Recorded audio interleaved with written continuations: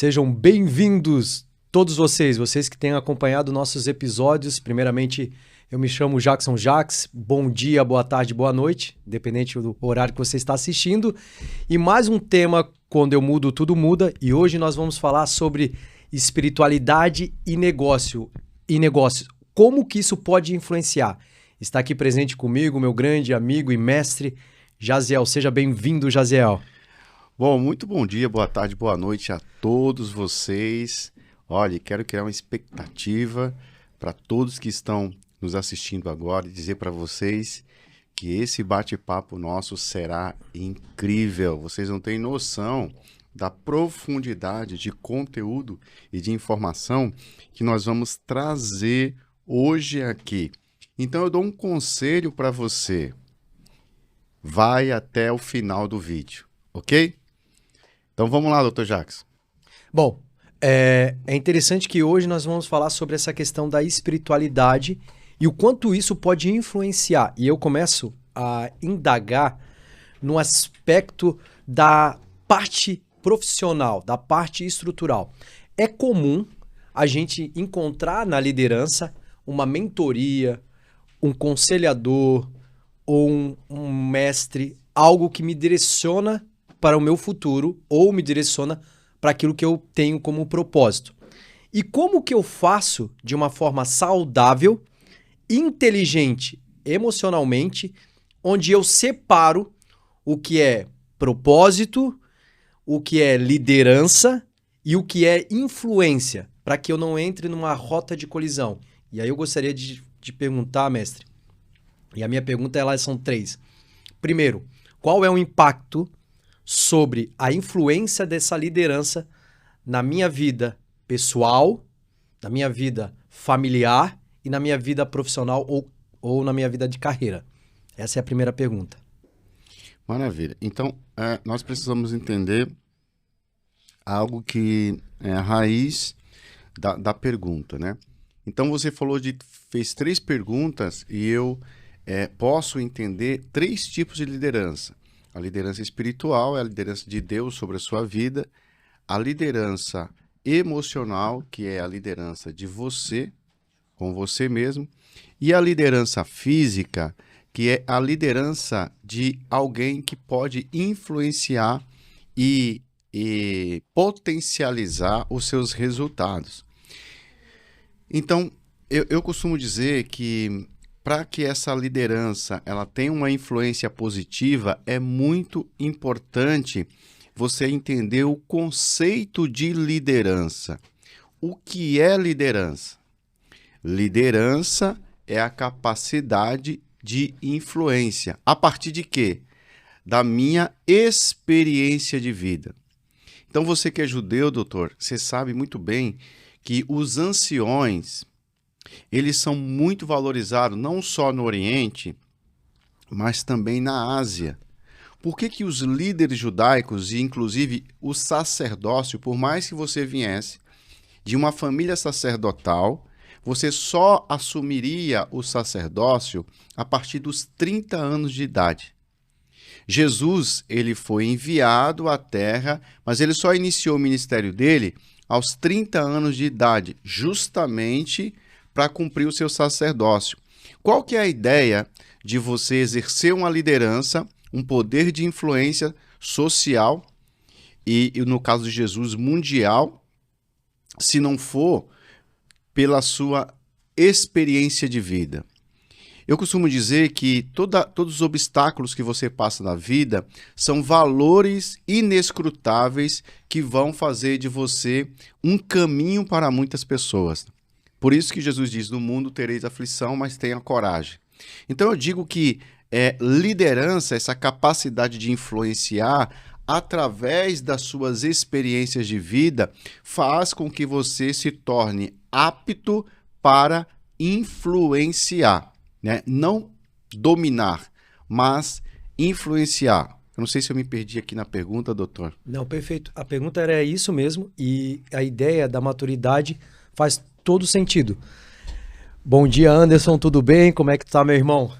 Seja bem-vindo. Muito bom dia. Maravilhosa, Bom dia. Bem-vindo, bom maravilhosa manhã. E nós estamos entrando no conceito, Anderson, que tem tudo a ver com o que tu faz, que tu é um empresário e, de fato, tu tem sucesso na tua jornada. E a pergunta foi o quão influente tem as lideranças, e aí aqui eu coloco as lideranças eclesiásticas também, sobre o aspecto das minhas decisões, seja a minha decisão pessoal, o que eu vou tomar de algo pessoal meu, seja uma decisão familiar, de casamento, matrimônio, etc., e até mesmo uma decisão profissional.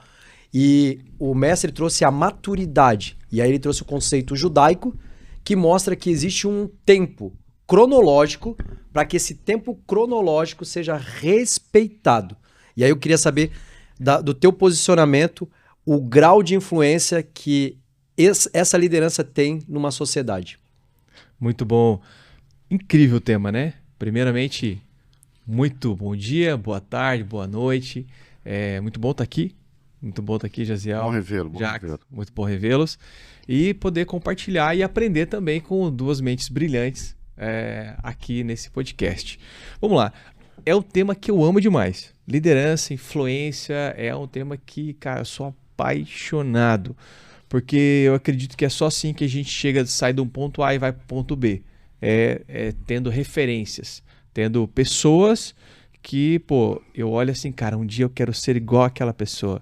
Um dia eu quero ser parecido com ela. Um dia eu quero ter atitudes parecidas com aquela pessoa. Então, para mim, o líder, tanto um líder espiritual quanto um líder empresarial, um gerente, um supervisor, ele é aquele que desenvolve pessoas. John Maxwell diz no livro dele, o livro de ouro da liderança, ele diz assim que aquele que chegou no topo sozinho fez algo de errado. Então o líder é aquele que desenvolve pessoas ao ponto de estender a mão, puxar ele para o mesmo degrau e trazer as pessoas para o mesmo nível que ele está. Esse é o líder. O líder é aquele que tira a pessoa de um ponto A e leva para um ponto B. Para mim, esse é o líder. E o líder espiritual é aquele que é extremamente importante. Aonde esse líder espiritual, ele precisa estar lá naquele lugar, porque tem uma máxima que diz assim, que é bem legal, que eu não posso levar as pessoas para um lugar onde ainda eu não fui. Então, se eu sou um líder espiritual, eu preciso ter experiências espirituais, experiências aonde me levaram a esse nível, e então sim eu vou levar as outras pessoas, os meus liderados, para esse nível. Então, para mim, é extremamente importante. Líderes engajados, líderes que são temente a Deus, líderes que têm princípios e valores, e eu vou atrair pessoas iguais a mim.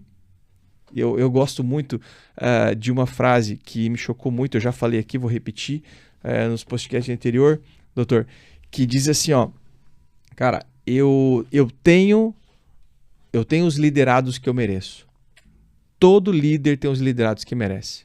E todo liderado tem o líder que merece. É assim, porque eu atraio, eu suporto, eu tolero pessoas que eu mereço. Se eu não mereço, se eu não tolero, se eu não suporto, eu tiro do meu ciclo. A minha cultura é tão forte que ela é expelida daquilo que eu acredito. Certo? Então, eu vou ter pessoas que eu valorizo. É isso aí. Eu acho que foi eu que falei sobre isso, porque eu falo isso toda hora, né? E realmente, por quê? Porque toda pessoa, todo liderado que você atrai, ele vai te ensinar algo, porque faz parte do processo de liderança. E todo líder que você atrai, ele também faz parte do seu processo de crescimento de liderança pessoal. Muito bom. Então, eu não posso reclamar, a mulherada, as meninas ficam bravas comigo na terapia, porque dizem que eu defendo o opositor delas, né? Porque geralmente a mulher chega brava com o marido, com o ex, porque ele fez isso, ele fez aquilo, e eu falo uma coisa para vocês. Toda vez que alguém te abordar reclamando de uma outra pessoa, você vai perceber onde está o obstáculo da relação. Porque você jamais vai ter um contato com alguém Aliás, quando você tem um contato com alguém que não reclama, que assume a responsabilidade, ou que pelo menos avalia a possibilidade de onde a pessoa errou, que a gente chama de autorresponsabilidade, isso é um grande passo para a resolução da lide, né? Da peleja entre as pessoas. Então, quer dizer, a grande pergunta que eu sempre faço é o seguinte: por que eu atraí essa situação, essa pessoa ou essa circunstância? O que isso quer me ensinar? Uhum. E quando eu olho dessa forma, eu entendo que aquela situação, aquela circunstância e aquela pessoa tem a ver comigo. Porque, como você diz, Anderson, você só atrai o que você é. Não tem, se você está vibrando em 70 Hz, não tem como você atrair uma outra pessoa que não está vibrando em 70 Hz. Você consegue entender isso? Você atrai frequência semelhante atrai semelhante. Agora, é muito desafiador isso porque chama a responsabilidade, porque aí eu sou autorresponsável pelo que acontece comigo, não tem mais culpado. Aí é complicado, porque eu faço análise da minha vida e aí eu vou buscar automaticamente um culpado e eu não encontro, eu digo, cara, o culpado, entre aspas, sou eu. E aí o que eu tenho que fazer para mudar e deixar de atrair essas circunstâncias, pessoas e situações, né? Então, cada um, você tem o líder que merece, o marido que merece, a mulher que merece, o professor que merece. E aí, quando você mudar, tudo muda. Tudo muda. Ô, mestre, olha bem, eu quero contribuir ao papel que vocês colocaram aqui com muita maestria e com muita autoridade. E a ideia de atrair, a ideia de trazer esse foco e essa ideologia da liderança e esses princípios e valores, eu costumo dizer que tem muito a ver com treinamento. E uma coisa que eu vou usar agora como analogia é o relógio. O relógio é 1 por 60, 60 por 1. A cada 60 segundos gera 1 minuto e a cada 1 minuto, né, dentro dessa ótica, né, a cada 1 hora gera 60 minutos. A cada 60 segundos gera 1 minuto. A cada 60 minutos gera 1 hora. Isso nunca vai mudar no relógio. Nunca vai mudar. Isso chama princípio. Isso nunca vai mudar. Mas permite eu mudar a cor do meu relógio, permite eu fazer as alterações na cor, permite eu fazer até a alteração no vidro. Mas o princípio que mexe com a máquina, essa engenharia, isso não vai mudar. O que eu quero dizer com isso? Como que a gente também analisa dentro da operação essas pessoas que a gente está liderando? E aí eu vou trazer um princípio, e eu não vou aqui colocar nomes, enfim, eu só quero que nós façamos uma reflexão. Durante um longo tempo da minha jornada nessa parte jurídica, eu assessorei e prestei consultoria para várias pessoas, vários níveis de negócios. E há umas 2 semanas, eu fui conectado com um grande empresário que mora hoje em Orlando. Um mega empresário. Um homem muito, muito próspero. Enfim, tomara que ele não esteja assistindo, mas vamos lá. Ou se estiver assistindo, não vai citar nomes, né? E o que eu observei? Observei uma questão muito, muito sensorial, mas que se repete em todos os empresários. Na ausência, olha bem, na ausência de recurso, eu tenho ausência de preparo, eu tenho ausência de técnica, ou seja, eu posso até levar o meu negócio com uma certa excelência, mas eu não vou conseguir ser competitivo ao nível do meu, né, daquela pessoa que eu administro, que eu admiro, que eu tenho como gestão, como eu tenho como rapport. Por quê? Porque essa pessoa tem recurso, investe nos melhores advogados, consegue analisar os melhores contratos.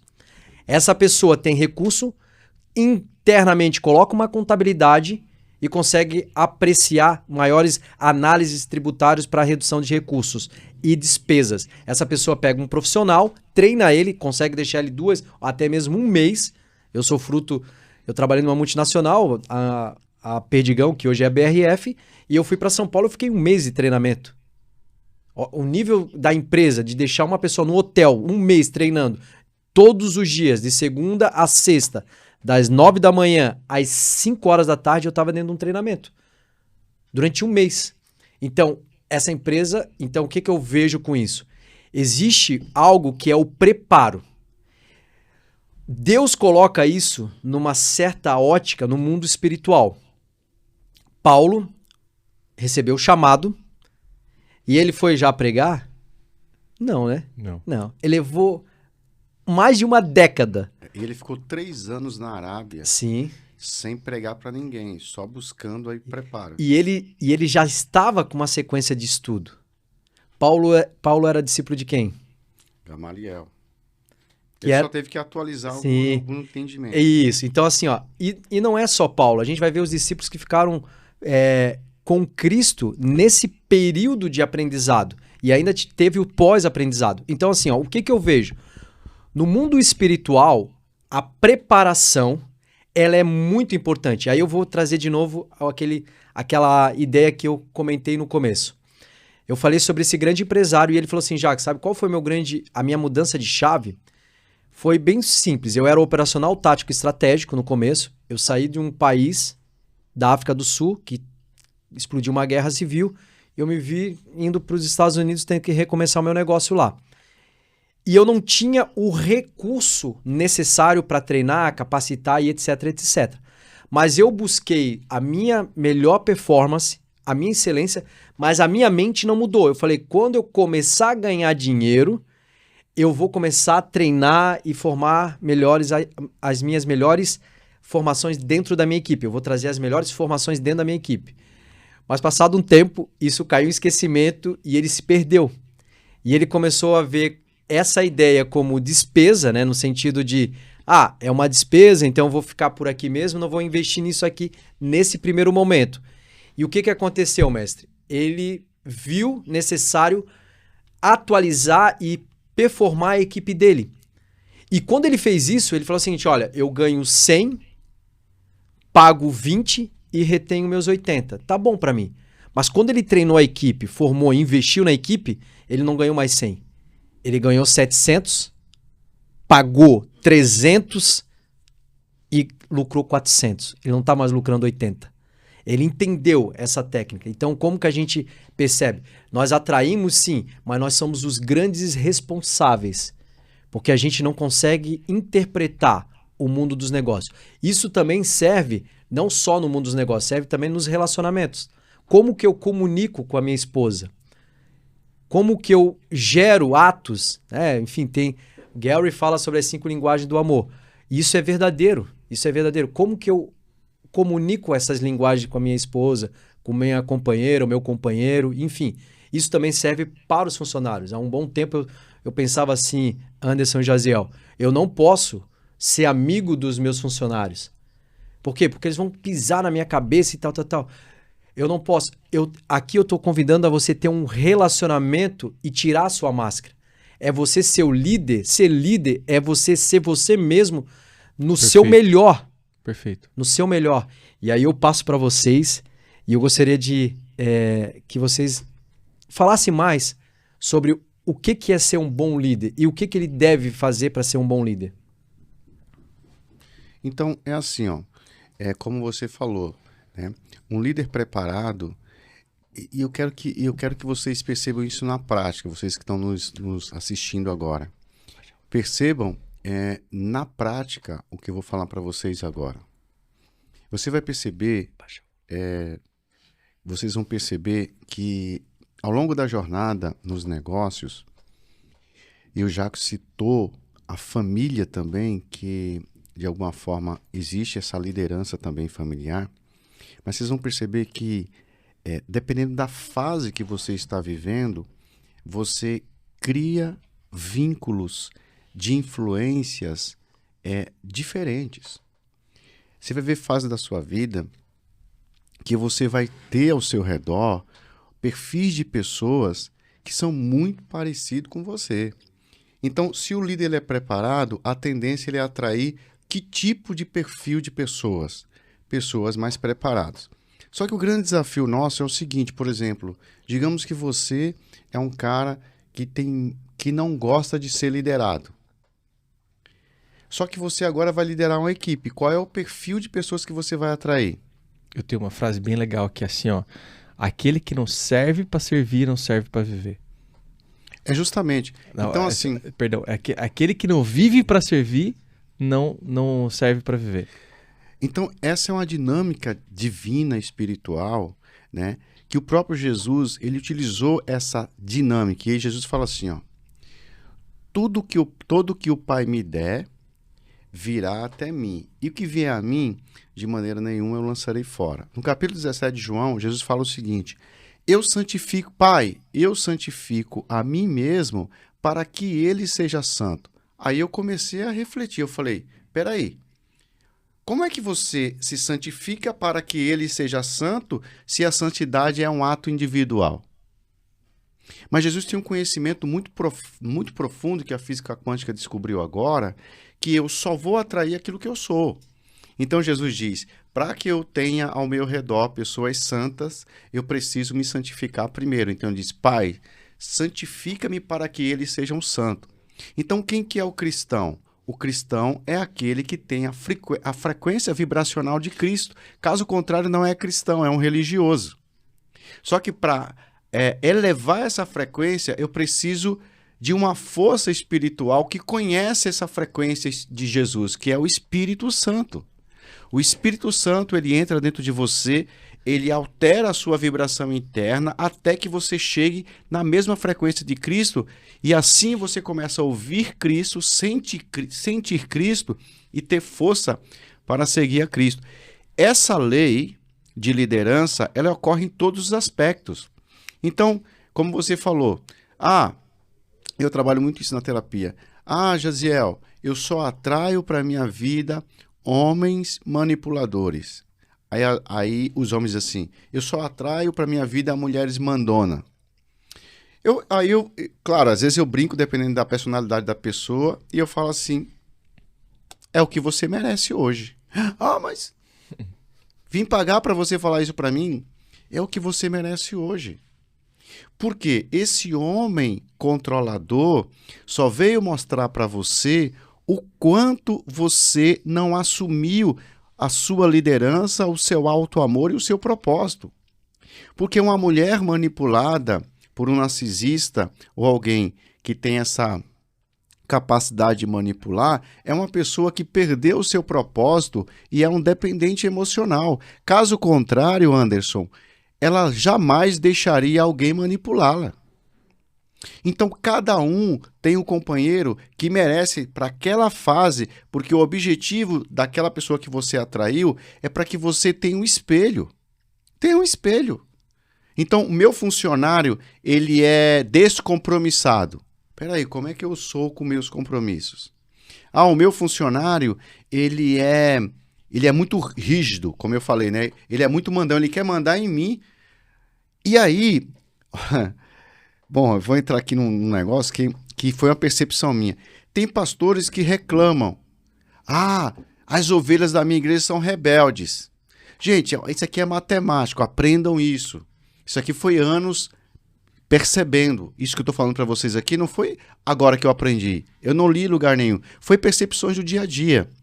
Você fala assim, as minhas ovelhas são rebeldes. Elas dividem o grupo.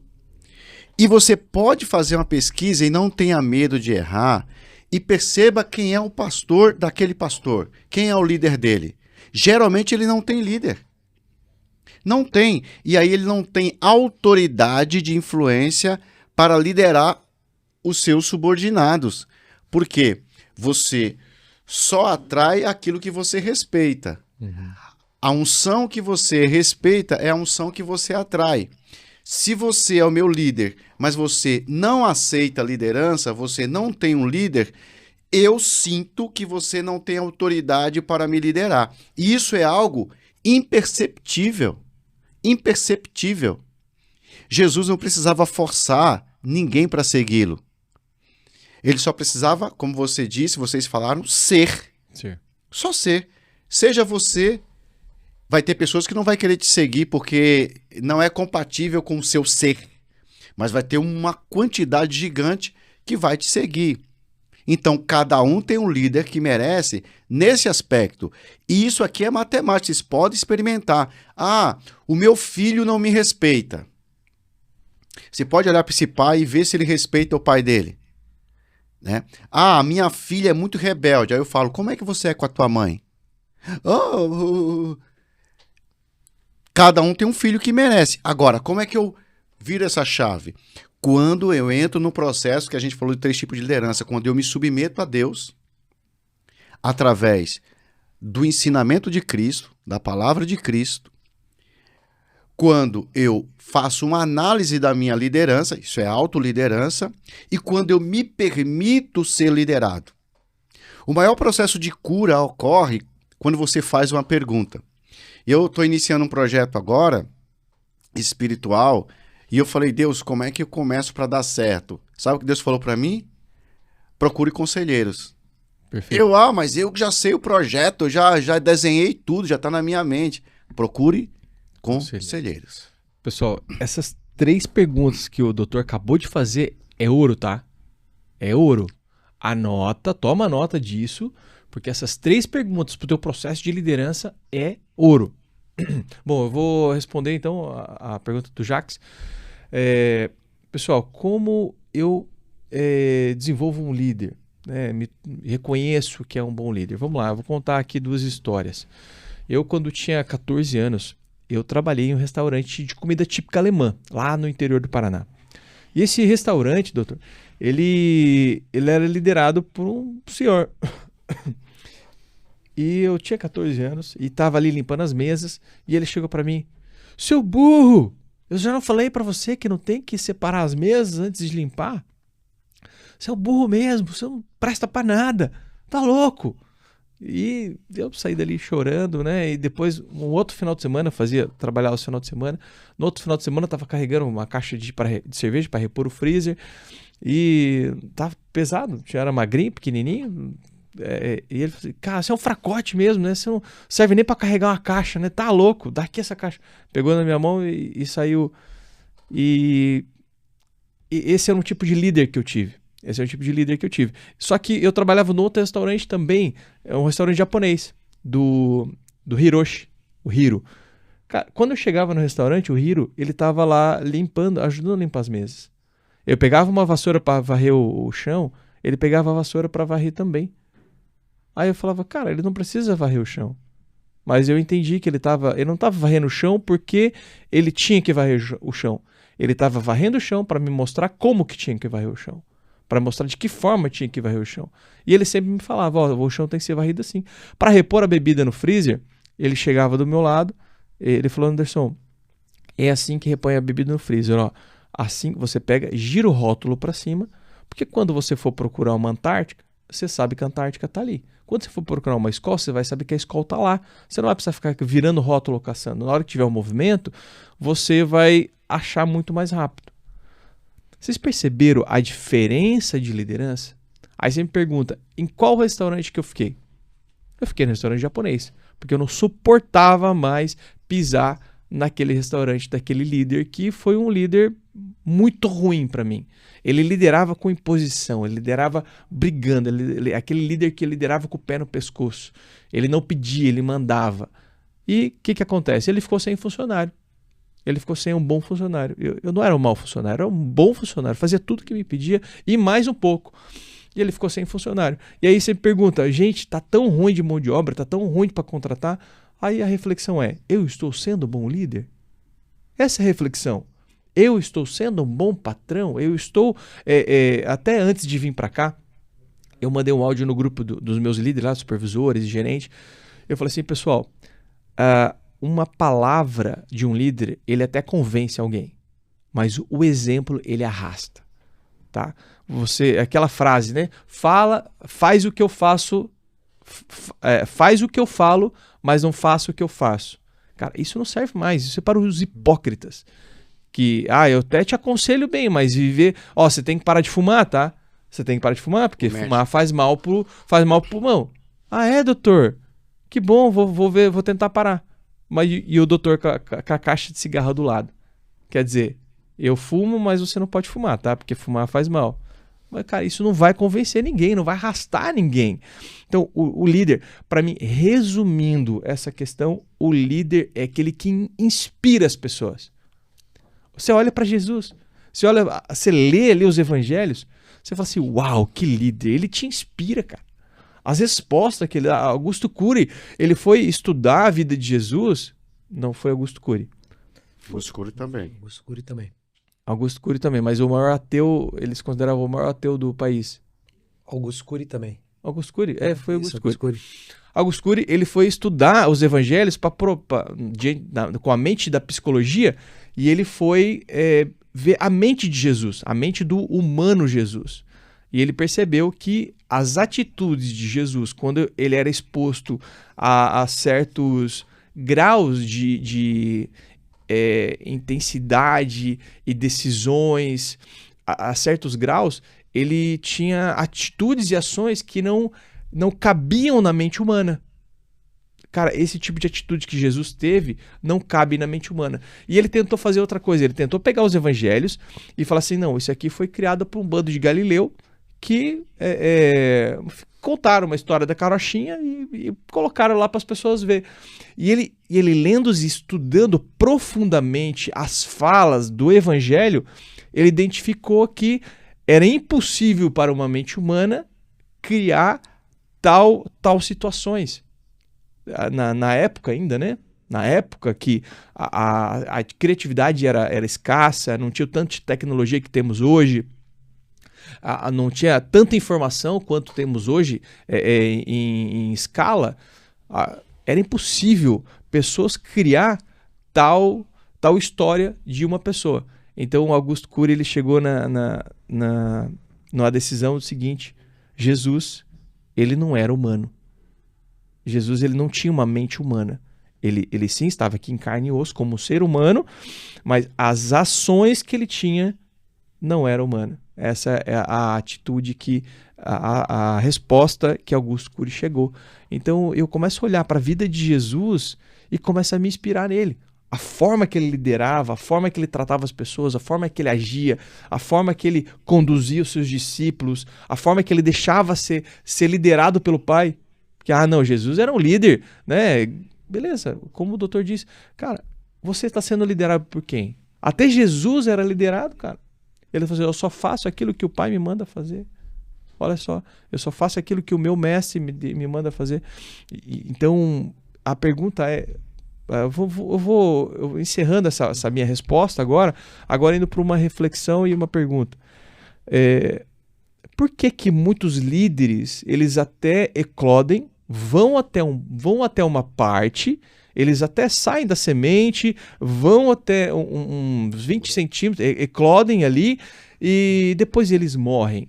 Por que acontece isso, sabe? Por que os líderes, principalmente líderes espirituais, líderes cristãos que são, eu entendo um pouco dessa parte espiritual, eu entendo que eles são atacados mais, eles têm ali uma responsabilidade espiritual maior e eles caem, eles se desviam, eles se corrompem, traem a esposa, roubam a igreja. Por que isso acontece? Tem muitos escândalos assim.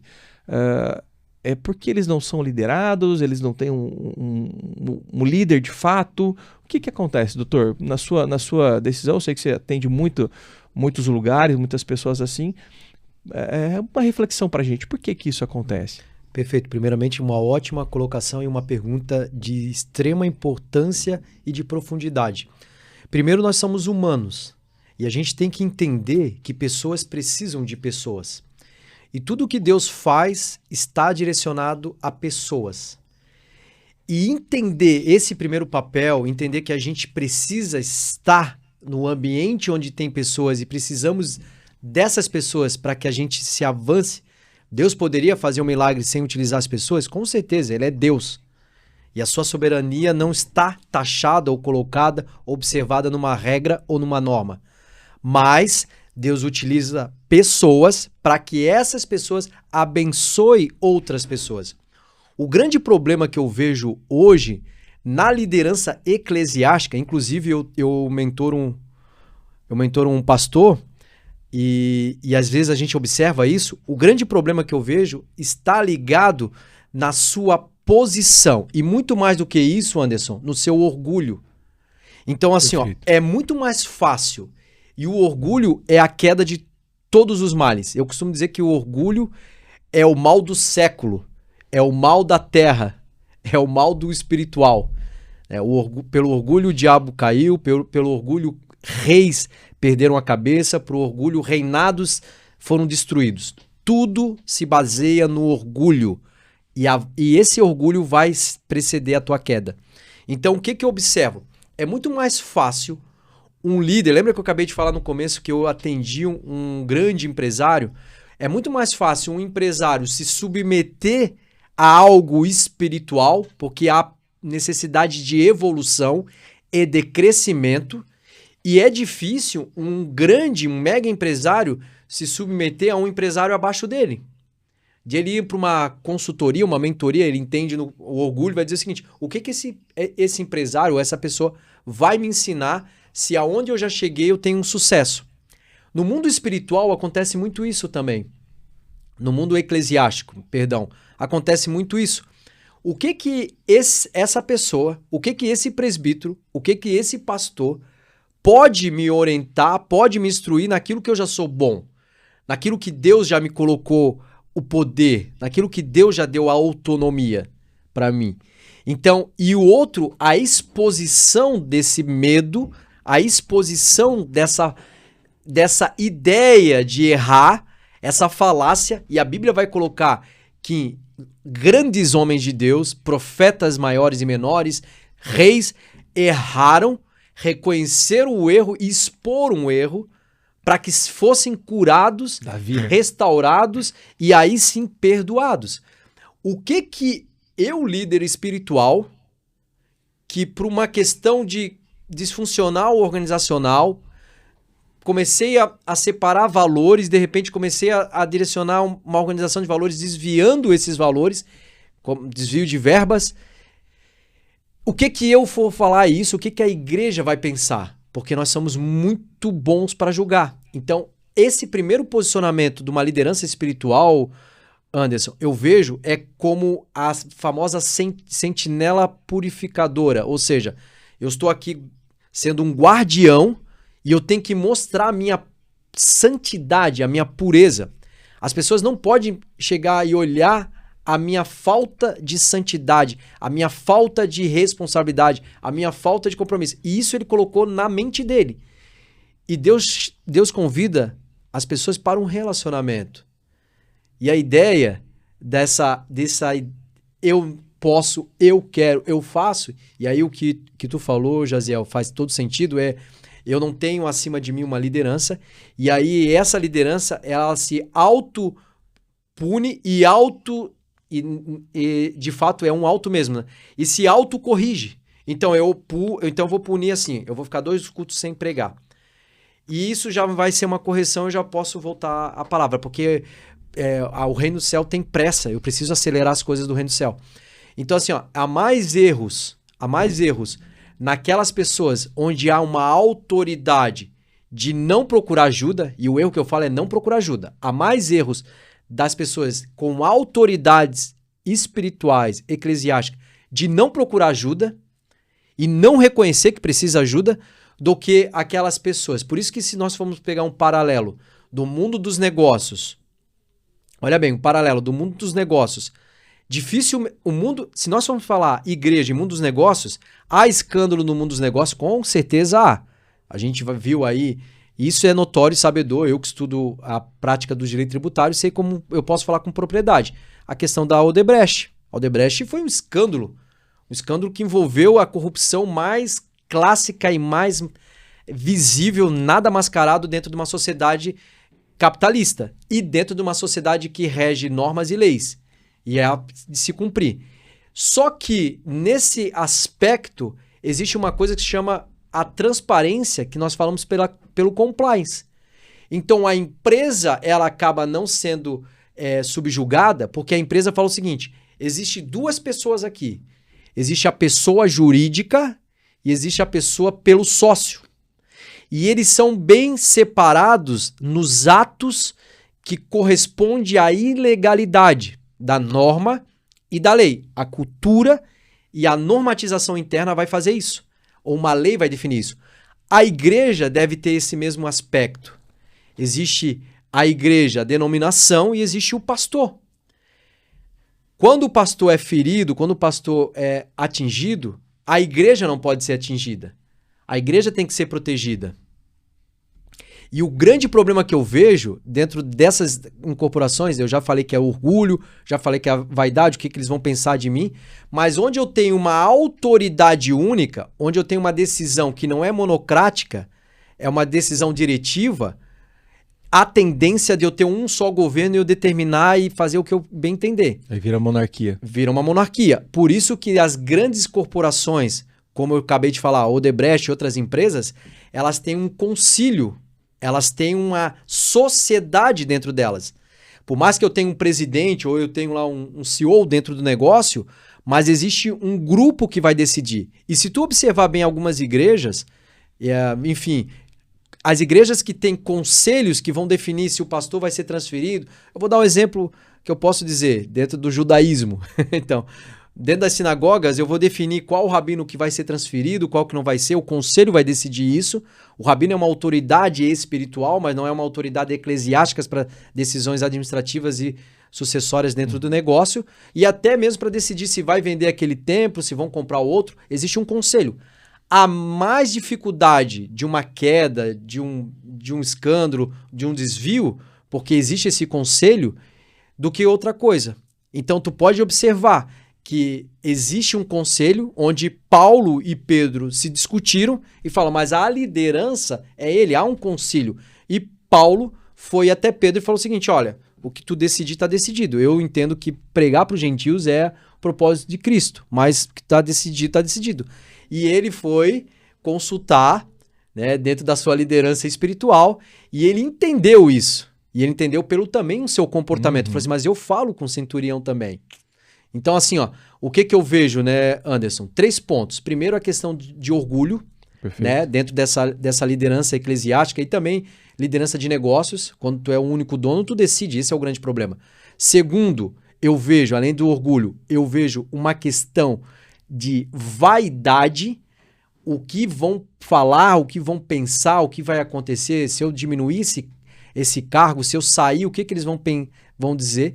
E o terceiro é uma questão de governo, onde eu tenho uma democracia, onde eu tenho uma pluralidade de pessoas que possam decidir, é mais fácil.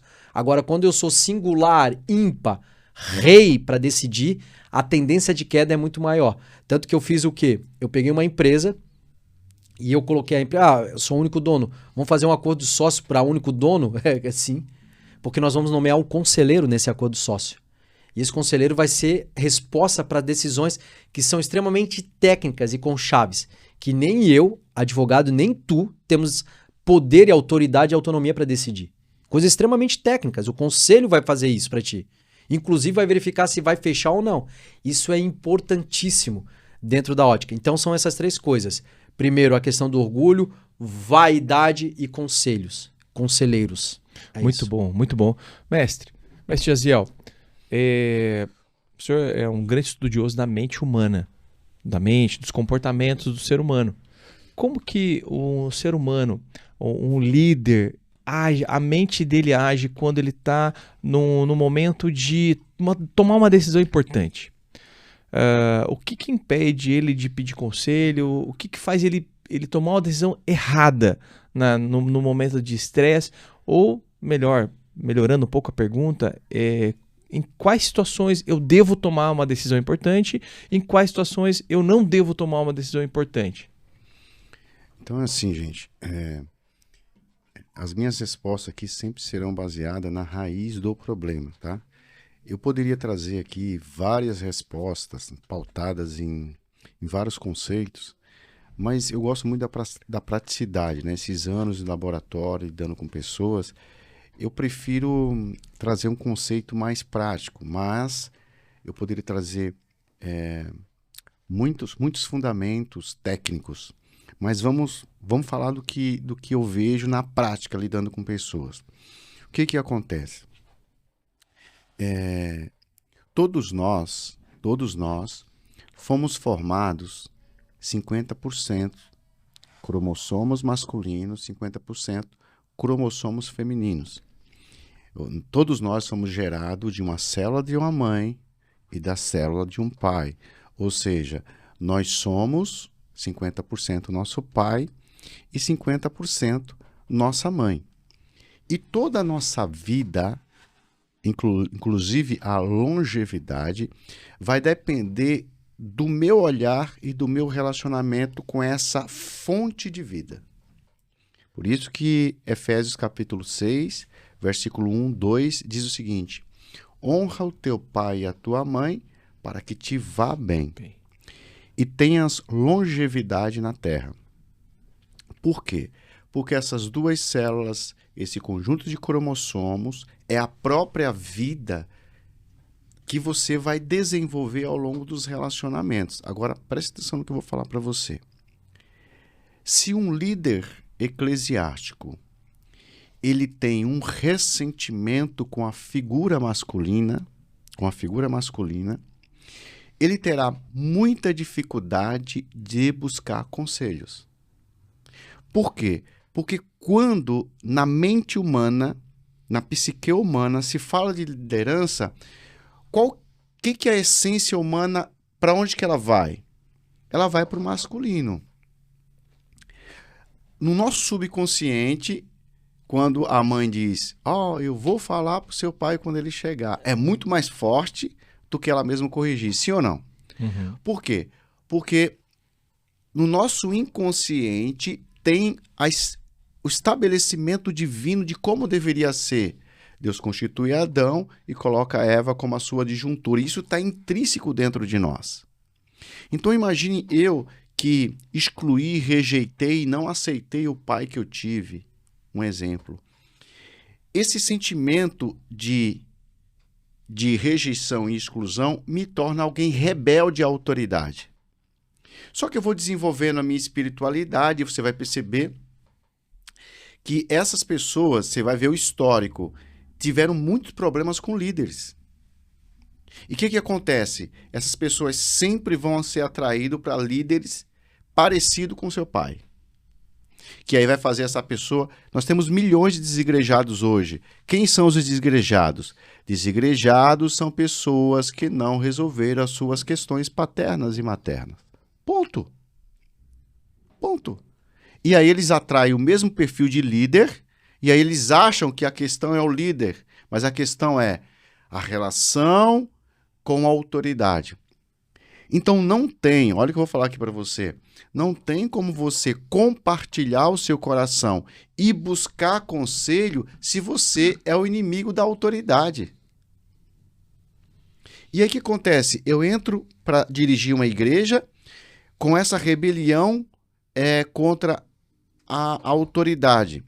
Primeiro, se eu sou rebelde com essa autoridade estabelecida, eu sou rebelde contra a autoridade de Deus.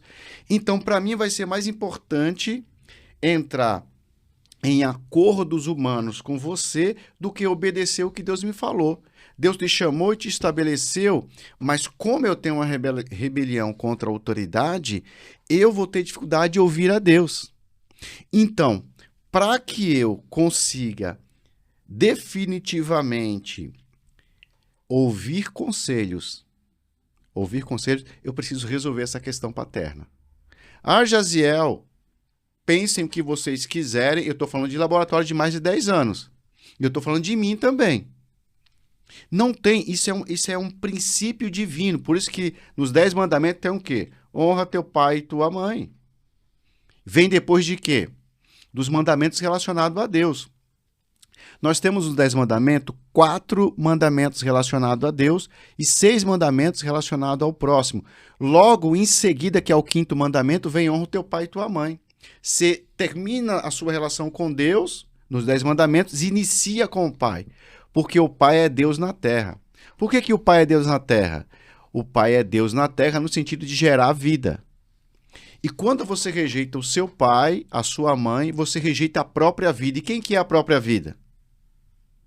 Eu sou o caminho, a verdade e a vida. Então existe uma interrupção na relação espiritual. Aí você fala assim, Jaziel, mas eu conheço o pastor. Gente, eu tô falando para vocês, esses caras não podem ser ele, porque eles têm medo. Eles têm medo de perder a autoridade, porque eles sentem que a autoridade na vida deles está pendente. Ele vai ter que usar mecanismos humanos. Quando você rejeita a autoridade de Deus, você tem medo de não ter autoridade. Porque você só tem autoridade quando você se submete à autoridade. E o medo de você não me respeitar vai fazer com que eu domine você, com que eu submeta você a ambientes de escravidão emocional para que você não se rebele contra a minha autoridade. Consegue entender? É isso que tem, e aí o doutor falou sobre o ego, o orgulho, e o orgulho tem a ver justamente daí. Quem foi a primeira pessoa que quebrou a autoridade? Lúcifer. E como foi que Lúcifer fez para quebrar toda a relação de Deus com os habitantes do jardim? Fazendo Eva se rebelar contra a autoridade.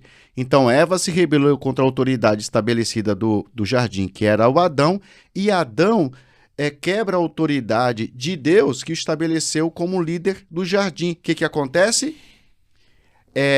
Os desequilíbrios. Então, o desequilíbrio emocional e dos relacionamentos, essa necessidade de domínio, de controle, de subjugar, de não ter coragem de abrir o coração e contar as fraquezas, tem a ver com esse medo de perder a autoridade. Por que eu tenho medo de perder a autoridade? Porque eu não me submeto à autoridade. E isso às vezes é inconsciente. Agora, você vê pastores que não têm medo de dizer, gente, falhei, não sou tão bom assim como vocês acham, estou aqui para liderar porque Deus me chamou, por mim eu nem estaria aqui porque eu não tenho condições. Eu digo condições no sentido de perfeição. E vamos lá, vamos para frente crescer junto. Entendeu? Agora, o que o líder faz? Ele se blinda mostrando para os seus liderados que ele é perfeito. E aí... vem a queda. A queda, por quê? Porque começa a aparecer algumas coisas que vocês estão vendo, e aí existe o quê? Uma rebelião daquele grupo que era escravizado contra ele, só para mostrar para ele que o quê? Que o que ele fez com o pai dele, o grupo fez com ele. E uma hora ou outra vai acontecer isso. Ah, minha igreja tem muita rebelião. Porque você é rebelde. Você é um rebelde. Agora, eles não me deixam. Quando eu tentei falar isso, me expulsaram da igreja, né? Mas assim, isso é cura. Agora, eu tenho que, como você falou antes, eu tenho que aplicar isso para mim. Então, quando eu falo com Deus, eu eu vou me expor ao teu projeto. Primeira coisa que Deus faz, procure conselheiros. Olha, pastor, estou pensando em fazer isso e isso, o que você acha? Mas com o coração aberto para ouvir o não ou o sim. Fui para 2. Os dois falaram a mesma coisa. A mesma coisa. Faz isso. Agora, às vezes, olha como que é poderoso o mundo espiritual. Às vezes, o líder que você se submete não é tão capaz cognitivamente do que você. Mas na hora que você se submete, Deus dá uma sabedoria para esse líder, que uma palavra que ele te dá, que era o que acontecia com os profetas dos reis de Israel. Era um profeta indouto, não tinha tanta sabedoria, mas eles definiam a história do reinado e de toda a organização de liderança de um rei. Então, quando eu me submeto à autoridade, o próprio Deus, Deus é a autoridade, ele se manifesta. Não tem como Deus se manifestar como autoridade se eu não me submeto à autoridade. E o que o diabo está fazendo hoje? O diabo está falando assim, isso fica aí, fica assim, rebelde, se rebela contra teu pai. Quebra esse mandamento, o 5º mandamento, porque aí você vai arrebentar com esse grupo. Uma hora você vai arrebentar com esse grupo, porque você vai querer dominar ele. Já pensou, doutor Jackson, o cara querer te dominar? Ele vai conseguir no começo, porque ele vai usar uma linguagem que você não conhece, talvez, né? Hipoteticamente, que a linguagem teológica é difícil, a Bíblia é difícil de ler e de interpretar, e aí ele vai utilizar esse mecanismo, só que depois de 1 ano, 6, 7, 8 meses, 5, 3 meses, você, se for um cara inteligente, você vai perceber que é incoerente o discurso com o comportamento. O que vai acontecer com você? É um balde de água fria na tua relação com a espiritualidade. E aí você se rebelou contra o próprio Deus. Por quê? Porque esse cara é o representante de Deus. Assim como nós, como pais, também somos representantes de Deus para os nossos filhos. Os nossos filhos vão olhar Deus como nós nos portamos. Olha a responsabilidade, né? A responsabilidade é muito grande. Então, eu dou um conselho para alguém que quer pastorear. Pense 1000 vezes antes de fazer isso, porque a quem muito é dado, muito será cobrado. E o teu grupo... você quer ter trabalho com pessoas? Quer. Quer ter trabalho com pessoas? Não resolva as suas questões paternas e não se submeta à autoridade, porque você vai atrair pessoas que vão roubar a tua energia. Porque você só atrai o que você é. Perfeito. Muito bom. E a sua visão, Anderson, a respeito disso? Então, a minha visão, cara, vou contextualizar algo aqui. Ontem, uma colaboradora minha falou o seguinte, que foi uma pessoa lá na loja e o carimbo dela não tinha ficado pronto. Meu carimbo, não sei o que lá, vocês estão de brincadeira comigo, eu preciso desse carimbo. Aí esse funcionário assim, Anderson, ele acabou com o meu dia. Eu cheguei a chorar. Eu falei, sério, quem que é esse cliente? Ela pegou, foi puxar lá, Pastor João das Couve. Não vou dar o nome dele, né? Claro. De Couve as Névias, né? De Couve as Névias. Pastor João das Couves. Ela olhou pra mim assim, pois é, tinha que ser um pastor, né? Olha só. Olha a visão dela de um pastor. Eu falei assim, você precisa não compreender ele, mas eu não estou dizendo que ele está correto, ele está extremamente errado, porque ele precisa ser o líder. Porque o exemplo vem de cima. O exemplo tem que vir de baixo. Não, cara, o exemplo tem que vir de cima, o exemplo tem que vir das referências, o exemplo tem que vir dos líderes, sabe? E às vezes eu não sou pastor, mas por estar numa igreja, estar influente, pregar, levar a mensagem aqui e ali, muitos me chamam de pastor. O pastor Anderson, pastor... Isso me gera um temor no coração, me gera um peso, uma responsabilidade. Eu olho assim, cara, eu não sou pastor ainda. Mas não, Anderson, você tem chamado, você já profetizaram na tua vida, você vai ser pastor? Eu olho a Deus e falo assim, Deus, se for possível, afasta de mim esse cálice. Mas que contudo seja feita a tua vontade, não a minha. Porque é um título de muita responsabilidade. Como um médico, como um advogado, você vai fazer uma operação, você vai, né, representar alguém. É muita responsabilidade. E você imagina um título de pastor, pastoreado. Você está representando, cara, o Rei dos Reis, Senhor dos Senhores. Você está representando os céus aqui na terra. E imagina quando você chega e está irritado, não teve um dia bom com a sua esposa, e chega lá e dá com os 2 pés num atendente de um restaurante, num garçom, e a pessoa vai olhar assim, mas o senhor não é pastor? Isso quebra o cara no meio. Só revela quem ele é, né? Aí, ok, né, Davi teve ali, né, o seu momento de pecado. Só, cara, foi um momento. Agora ele não pode viver uma vida dessa forma. Eu sempre falo, cara, eu estou na igreja, estou há 13 anos no evangelho, e se você passar a mão nas minhas costas, você não vai sentir uma asinha ali. Não tem uma asa, eu não sou anjo, não sou semideus, eu não sou um pré-espírito, não sou a 4ª pessoa da Trindade. Não, cara, eu sou falho, eu sou pecador.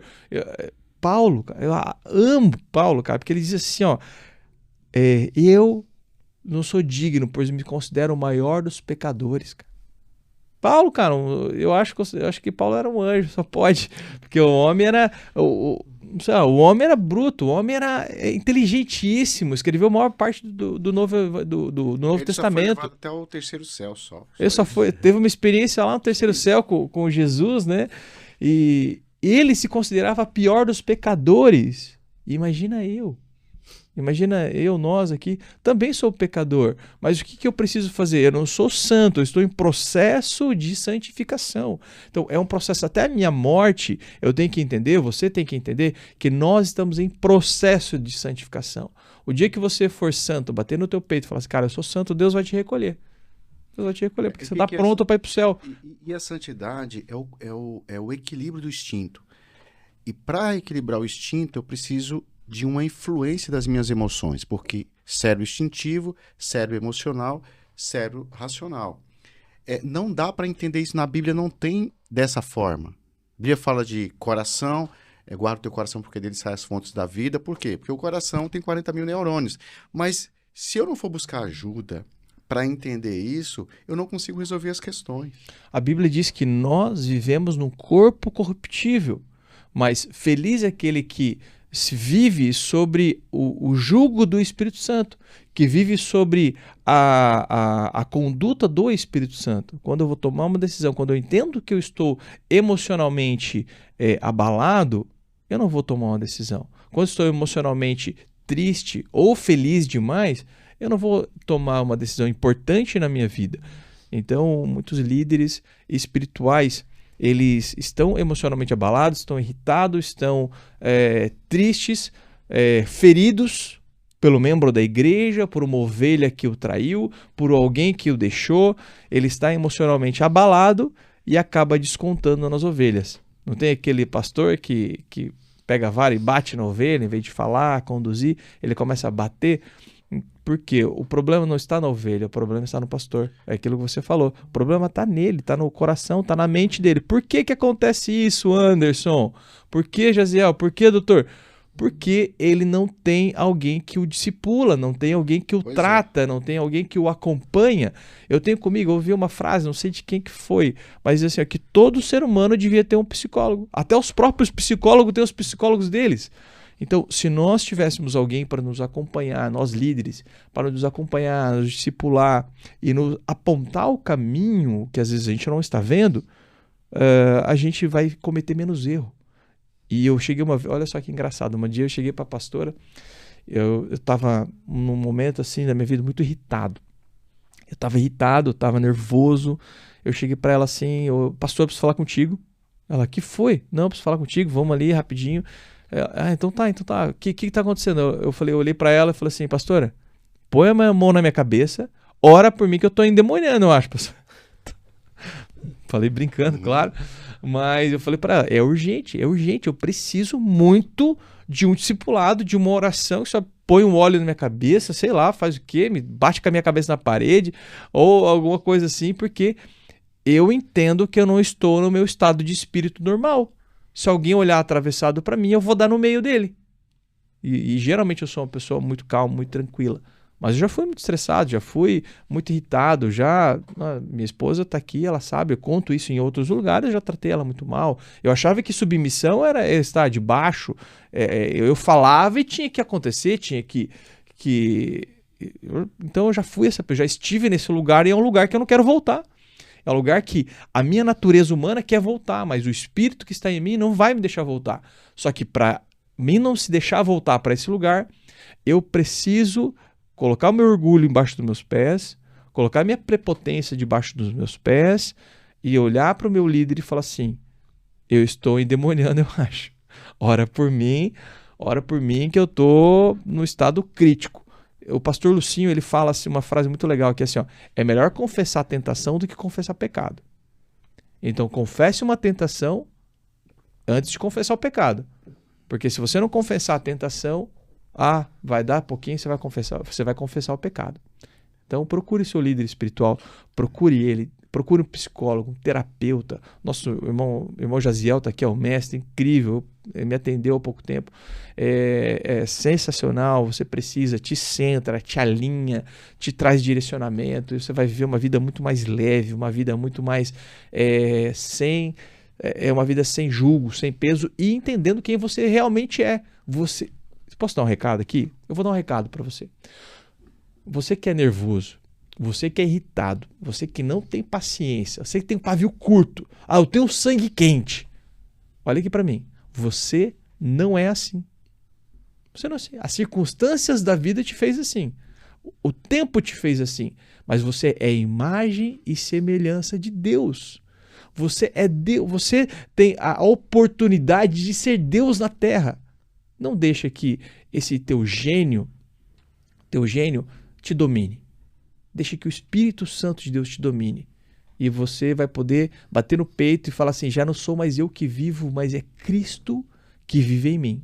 Já não é mais as minhas vontades, não é as minhas ações quem vive, quem trabalha, mas é Cristo que vive em mim. E se viver para mim é Cristo e morrer para mim é lucro, logo eu estou em Cristo Jesus, que é que domina todas as minhas palavras, minhas ações e minhas atitudes. É fácil, Anderson? É fácil, Josiel? Não. Não é fácil. Mas é possível. É possível aquele que crê. Perfeito, perfeito. E é uma construção, né? Assim, senhores, eu sou um entusiasta na questão do conselho. E eu sempre falo que isso é bíblico. Na multidão de conselhos há bom êxito, há uma decisão correta. E esses conselhos, eu tenho a minha liderança espiritual, eu tenho a minha liderança profissional. Inclusive, hoje eu vou ter o meu encontro profissional, na minha parte profissional, da minha mentoria profissional de negócios, né, dentro da minha área, dentro da minha expertise. Eu tenho também a parte da minha inteligência emocional. O Jaziel está aqui e ele não deixa mentir, é uma pessoa que tem dominado de uma forma sistêmica e congruente de tudo aquilo que ele fala, e o que ele fala ele vive. Isso é importante. Essa é uma preeminência que eu tenho para se aproximar da pessoa. Além de princípios, eu preciso saber o propósito, além de propósito, preciso saber a vivência. Então, princípio, propósito e vivência. E tu tem isso dentro da inteligência emocional e também parte espiritual que tu tá fazendo a tua jornada. Mas eu quero só aproveitar, Anderson e Jaziel, e entrar nesse gancho da questão dos conselhos, na questão da preparação. E aqui não sei se vai ser uma pergunta ou se vai ser uma reflexão. Há uma multidão de situações, e aí eu te vejo como um empresário e tu recebe todos os dias uma carga, seja ela positiva ou negativa, vamos falar de carga, referente, e a carga positiva também é uma carga, né, porque é um peso para uma decisão. Poxa, eu vou ampliar o meu negócio, é um peso. Abrir uma loja. É um peso, mas mesmo sendo positivo, é uma carga. E tu recebe todo dia isto. E aí, claro, eu vejo que tu fala, e pelo que tua vivência, que tu tá lá participando de cursos, palestras, mentorias, seminários. Ou seja, eu vejo um funil, uma válvula de escape que tu traz ali não só conhecimento novo, mas também extrai ali situações que tu possa, de certa forma, melhorar, produzir, crescer, evoluir. Vejo também na questão da amnésia, na questão do psíquico, né? E enfim, né, mestre? Essa reação, o reagente, e com certeza tu recebe essa carga. Quantas e quantas pessoas vão lá no seu consultório, vão falar a respeito de problemas emocionais e etc. E você recebe isso, joga uma palavra, uma técnica, e isso vem desenvolver. Agora, partindo desse pressuposto, essa válvula de escape dentro de algumas áreas, né? Como eu falei da minha, da tua e do Jaziel, vem a parte espiritual.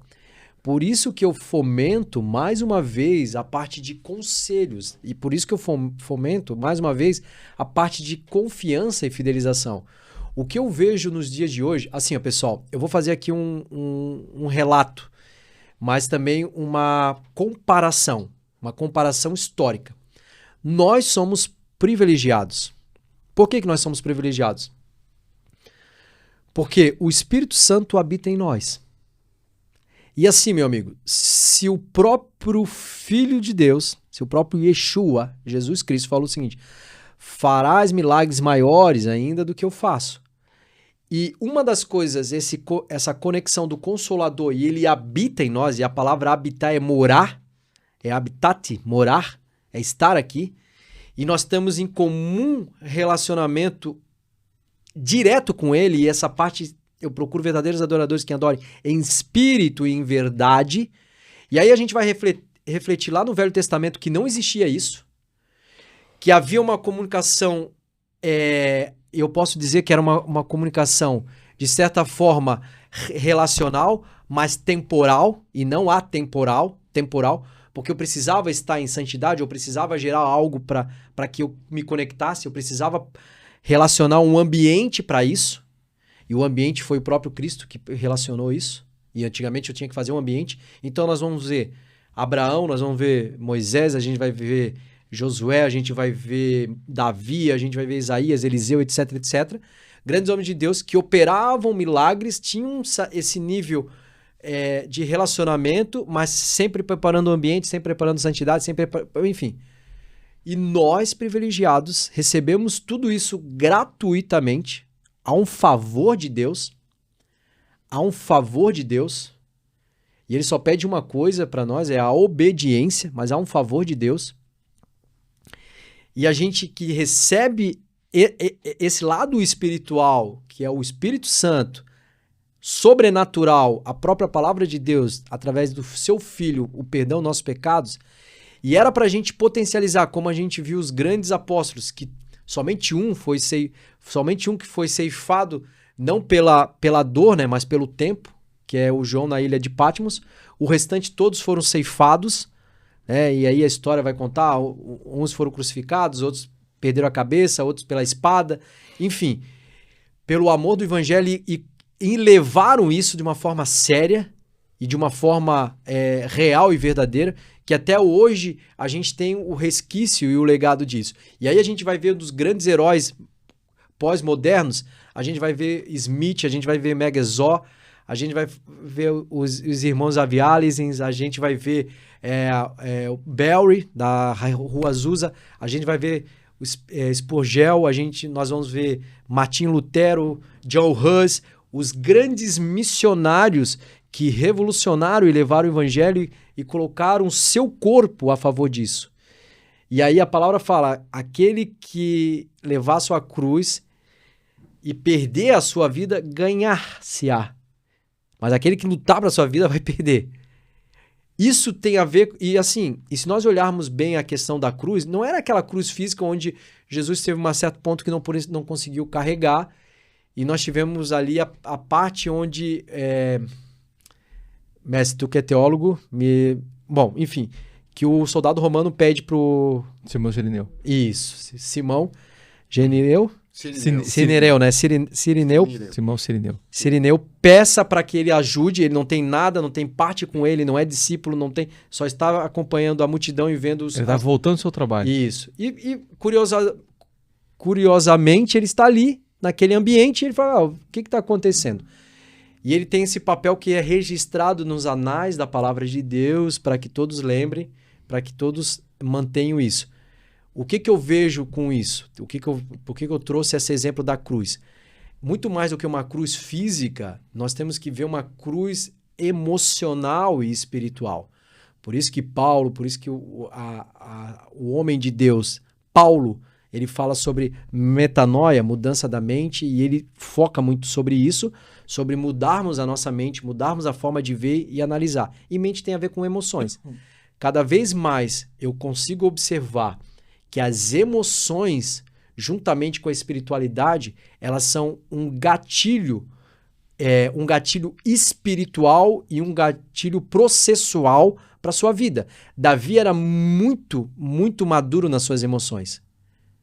Por isso que quando ele pecava, quando ele errava, né, quando havia o pecado, havia o arrependimento e não o remorso. A Bíblia vai falar que Davi se arrependeu e Saul teve remorso. Então, porque a emoção dele estava muito interligada. Ele entendia primeiro quem ele era e isso não gerava nele uma repetição. E ele mesmo, no seu leito, ele fala, Senhor, eu cumpri com tudo. Um dos salmos profundo, ele fala, Senhor, eu segui com todo o plano. E às vezes eu sinto que... E eu não comemorei juntamente com os meus irmãos israelitas na grande celebração. Porque eu tinha um peso, sangue sobre as minhas mãos. E às vezes eu vejo a tua benignidade afastada de mim, longe de mim. Mas aí eu olho e vejo o quanto tu é bom comigo. O quanto tu é generoso. Davi tinha a emoção dele muito bem trabalhada. E por isso ele poderia governar.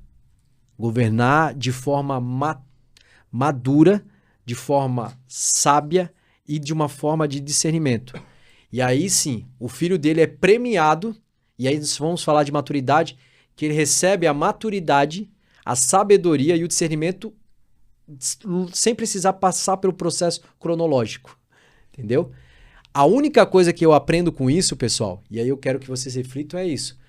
Que a tua sabedoria, a tua maturidade e o teu discernimento não vão te salvar. Porque no final Salomão se entrega para os prazeres e os deuses, inclusive profanando o templo. E aí, isso é uma longa história e não é esse papel, mas eu quero dizer que somente a tua sabedoria, somente o teu discernimento e somente a tua maturidade não vão te salvar. Se você não tiver uma aliança e se você não tiver uma reflexão e uma meditação todos os dias e refletir e entender a sua identidade em Deus, porque Davi entendia a sua identidade em Deus. E chegou um momento que Salomão perdeu a sua identidade. Se você não entender essa tua identidade em Deus, quem você é em Deus, não importa o que você tem ou o que você é, importa o que você representa para Deus. Isso tem que ficar muito claro. E aí sim, os teus negócios, aí sim, a tua vida espiritual, aí sim, a tua vida eclesiástica vai potencializar. E aí tu vai ter essa dinâmica de entender, como o Anderson falou, poxa, eu estou me perdendo na minha parte emotiva e está refletindo no espiritual e no meu pessoal e na minha família, nos meus amigos e meus negócios. Então eu vou procurar ajuda porque eu não sou assim. Esse gênio não é meu. Deus não me formou assim.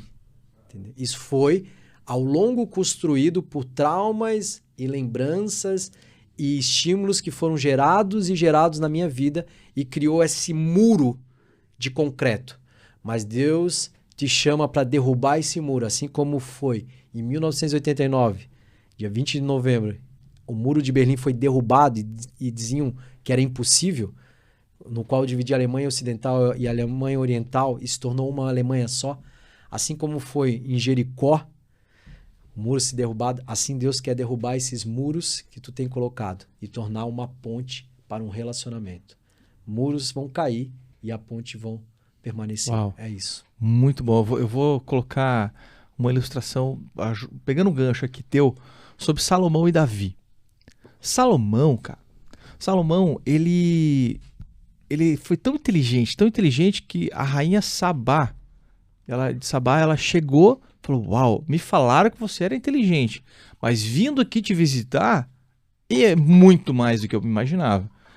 E eu entendo que o ego de Salomão foi inflando. E você pergunta, quem é que foi o discipulador de Salomão? Quem que foi o profeta ali que Salomão ouvia? Cara, eu não me recordo agora de nenhum profeta ir lá e falar com Salomão. Já olha Davi. Davi errou. Davi cometeu o pecado ali com Betseba. E de repente, Davi estava lá. Tava tudo, talvez ele morreria talvez Davi ele morreria com aquele pecado. Talvez Davi ele continuaria com aquele remorso no coração. Sabe? Pô, eu mandei matar eu forcei a morte de alguém.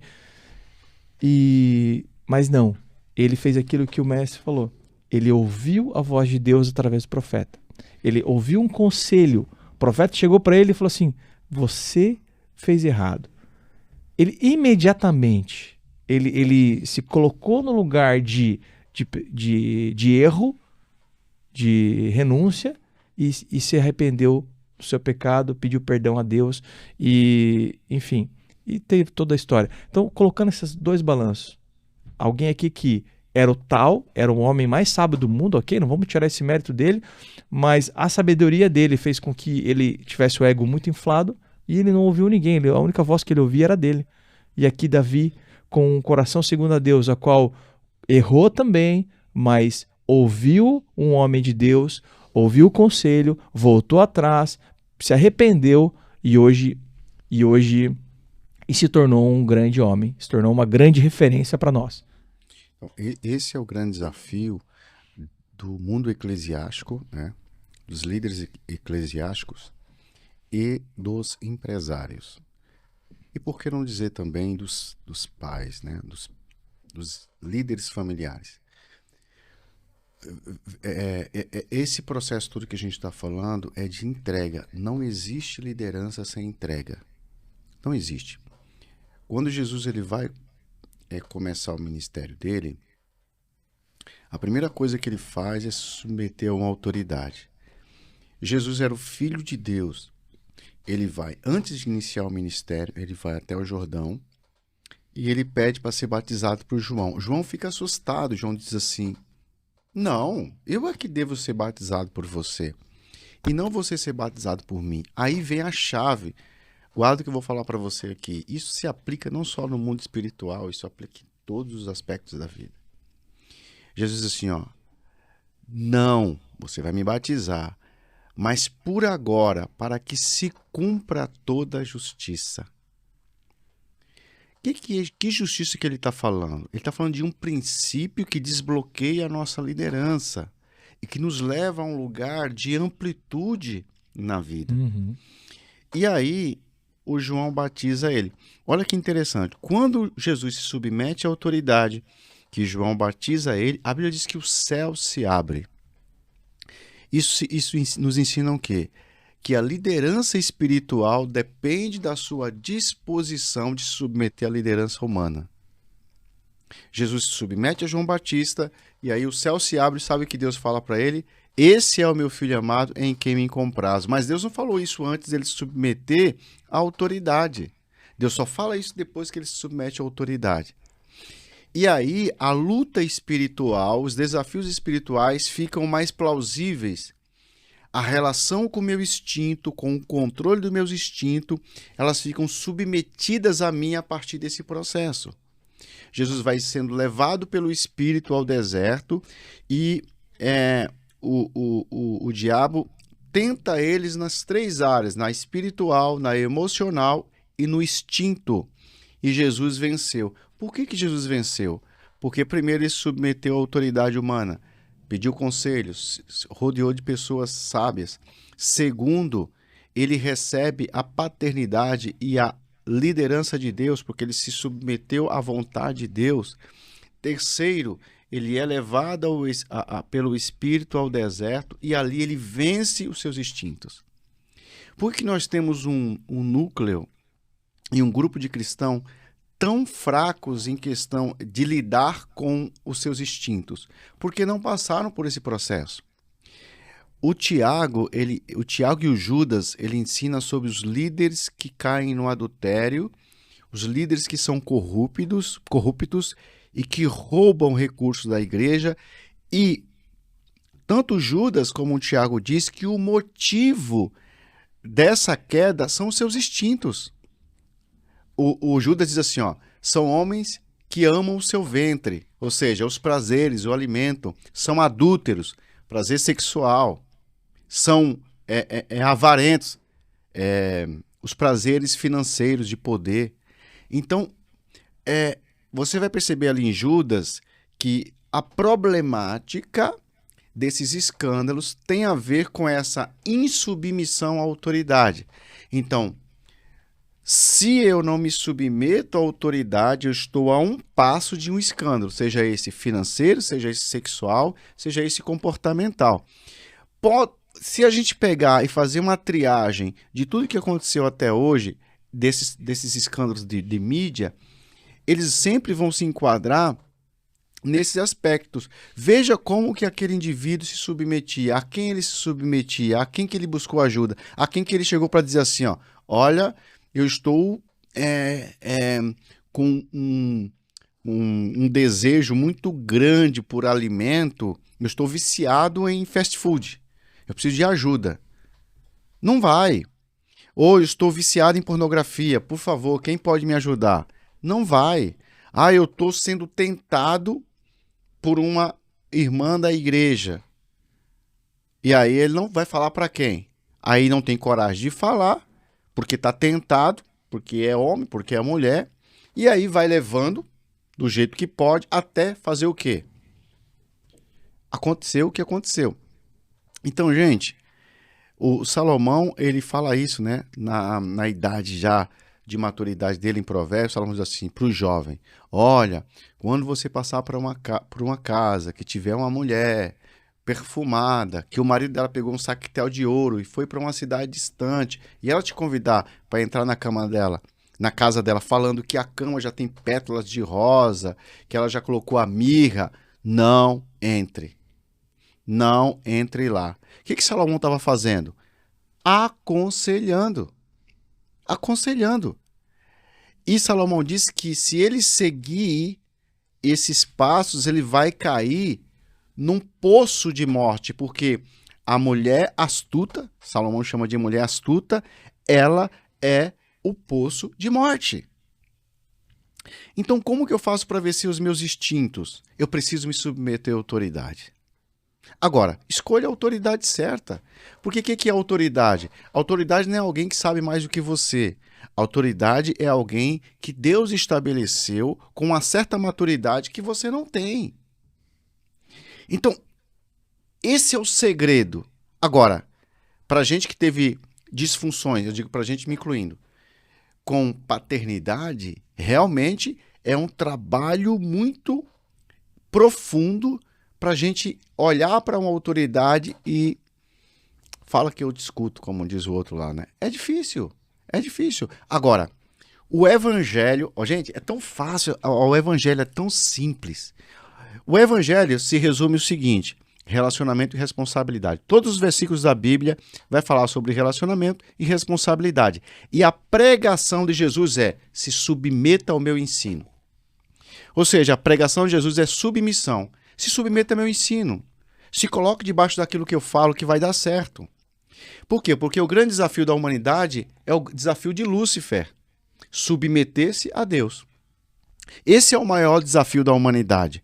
E essa submissão, ela não se estabelece apenas no mundo espiritual, ela se materializa nas nossas relações diárias. Então, um homem que não tem capacidade de submeter, ele vai ser um ditador para sua família, para os seus filhos. Ele vai ser um ditador para os seus funcionários. Ele vai ser um manipulador dos grupos. Por quê? Porque enquanto não se submeter a Deus, ele não consegue submeter a nada nem a ninguém. Por isso que é tão difícil você encontrar um pastor, um líder religioso. Eu atendi um famosinho não, bem famoso. Foi só 2 sessões. Quando eu comecei a mexer, não voltou mais. Sabe por que não voltou mais? Porque se acha muito bom. E aquela imagem de perfeição que foi vendida para as pessoas não pode ser desconstruída. Então, quando a gente toca assim, aborto, tem que resolver isso aí. Não, mas isso aqui foi do meu tempo. Isso aqui está interferindo na sua vida ainda. Não, mas eu não quero... Sabe o que vai acontecer? Problemas. Escândalos. É só esperar que os escândalos vão chegar. Não tem a ver com Deus, não tem a ver com os liderados. Tem a ver com a minha dificuldade de cumprir o básico do evangelho, que é: submetei-vos a Deus, resistir ao diabo e ele fugirá de vós. Então, perfeito. Eu acho que é isso aí mesmo. Eu acredito muito na tua fala, no que tange a responsabilidade, no que tange relacionamento, e se resume bem a respeito disso. Nós somos meninos onde a gente não assume responsabilidade, e isso vem ao encontro, e não resolver aquilo que nos anseia só vai gerar um retroalimento, e quando menos espera, logo vem. Então isso não é só no mundo espiritual, mas também no mundo de negócio. No mundo espiritual a gente tem Davi, como quando o irmão estuprou a irmã, Davi não se posicionou, ficou... É a filha dele, né? Isso, o filho dele estuprou a própria irmã. Isso, o filho dele estuprou a irmã, e ele não se posicionou, ele ficou, e a gente viu o caos que gerou. Isso não é só nessa situação, também é no mundo dos negócios. Como eu falei, quando as pessoas não se posicionam, não corrigem as suas falhas, e aí vem o veredito, isso é fato. Então não tem o próprio Jetro e o Moisés, Sim, né? Isso aí. Não tem, aí vem o veredito, e isso respinga. Não só no mundo espiritual, no mundo dos negócios, no mundo matrimonial, pessoal, educacional. E eu sou pai, e como pai eu também prezo pela educação do meu filho, pelos princípios do meu filho. Eu tenho um grande temor nas questões do Senhor, e eu tento refletir isso, mas não só pelas palavras, porque como o Anderson falou, né, palavras eu posso até convencer, mas é o exemplo que eu arrasto. Mas qual é o seu conselho para os líderes eclesiásticos? Basicamente é isso. Eu acho que eles devem procurar ajudas, ter pessoas, líderes que professam a mesma fé e que respiram o mesmo propósito, mas que estão dentro da mesma visão. E aí sim, líderes que eles possam ouvir, que eles possam aceitar e que eles possam ser admoestados, ser exortados e corrigidos, porque a correção traz a transformação. Então, quando eu ouço a correção e aceito a correção, é importante. Então, sim, eu concordo que todos os líderes espirituais precisam de ajuda, precisam entender que eles não são o céu, essa é a verdade, que são homens como nós e precisamos de outras pessoas para nos auxiliar, nos aconselhar e nos ajudar nessa jornada. Anderson, qual que é a tua... Bom, para encerrar aqui, eu quero encerrar com uma metáfora, talvez. Vamos lá. O processo de liderança, ele, para mim, eu quero que você visualize uma árvore. Uma árvore, ela tem o caule. O caule é a influência. Todo líder, ele nada mais é que exerce influência sobre a vida de alguém. Mas eu quero que você imagine essa árvore com esse caule de influência e uma ramificação para um lado, que ele é uma ramificação onde você vai exercer influência sobre alguém, certo? E o outro lado é aonde você vai receber influência de alguém. Então você é ensinado e depois você ensina. Então você é discipulado, acompanhado, conselheiros, pessoas, e você também influencia. Então, para mim, essa é a grande vertente da liderança. Você é influenciado e aquilo que você é influenciado, você influencia também. Você desenvolve pessoas. E aí, essa árvore, a grande pergunta eu finalizo com essa pergunta: que frutos essa árvore está tendo? Você olha para essa árvore, é uma árvore viçosa ou é uma árvore que dá frutos com bichos podres ou que ninguém quer comprar, ninguém quer ou vender essa fruta da tua árvore? E entenda que a tua raiz, ela precisa estar firmada na rocha, ela precisa estar firmada em Deus, na palavra dele, e beber da água viva, que é Jesus Cristo. Então você vai ter essa influência e ser influenciado por pessoas corretas e influenciar da forma correta. Bom, eu só quero finalizar também dizendo que eu quero aplicar isso na minha vida, né? Eu acho que falar se as pessoas estão já cansadas, eu acho que você querer mudar a vida das pessoas e você, no teu particular, na tua vida pessoal, está arrebentado, eu acho que não é tão lucrativo. Eu acho que é sempre de dentro para fora, nunca de fora para dentro. Perfeito. Então, é importante para mim, vocês falando, eu estou atento, ouvindo, para aplicar isso para mim. E, às vezes, algumas coisas que nós falamos, é importante também aplicar para nós, né? Então, eu gosto muito de me desafiar naquilo que é falado. Então, peraí, eu estou falando de submeter a autoridade, mas a quem eu me submeti? Porque senão não é válido. A minha liderança, ela não vai ser validada se eu não estiver fazendo aquilo que eu estou falando, né? E aí eu vou ser o que eu estou criticando do outro. Deixa eu só fazer um parênteses aqui, bem rapidinho, que a gente já vai encerrar. Mas assim, quando eu falo de ser influenciado, as pessoas, os pastores, né, pessoas eclesiásticas, não, mas eu já sou influenciado por Deus. Deus é o meu... Né? Não estou falando só de algo espiritual, amém? Ok, Deus é a tua base. Deus é teu alicerce. Deus é onde você vai suprir os nutrientes. Agora, você precisa ser influenciado por pessoas. Que tem habilidades que você não tem. Que eu não tenho. Por exemplo, o teu professor de jiu-jitsu. O teu personal na academia, cara, ele tem uma habilidade que você não tem. Se ele fala assim, puxa o ferro... Nutricionista, né? Nutricionista, puxa o ferro dessa forma. Cara, puxa o ferro daquela forma, que é a forma onde não vai machucar a tua articulação. Então, o ser influenciado é em todas as áreas da sua vida. Casamento, pastores, casamento destruído, cara. E não procura uma ajuda, uma influência para que o casamento deles seja um casamento próspero, feliz, bom, agradável, por medo, ego, o que vão pensar de mim. Então, por isso que eu acho que é muito importante essas duas bifurcações. Ser influenciado aqui na Terra e influenciar aqui na Terra. Desculpa. Justamente. Então é isso, gente.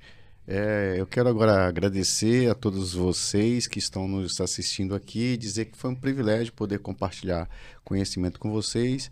Dr. Jackson, uma alegria estar com você, ser bonitão, né? Você quebrou comigo e com o Anderson aqui, viu? Elegante. Tá elegante, bonitão. E Anderson, uma alegria estar com você aqui, essa consciência, essa inteligência Prazer. Que é nata tua, que você recebeu de Deus, isso só nos faz crescer e agregar, né? Então, Deus abençoe a vida de vocês. Para mim foi uma alegria estar aqui com vocês. Um abraço, gente. Abraço. Quando eu mudo, tudo muda. É isso aí, vai lá.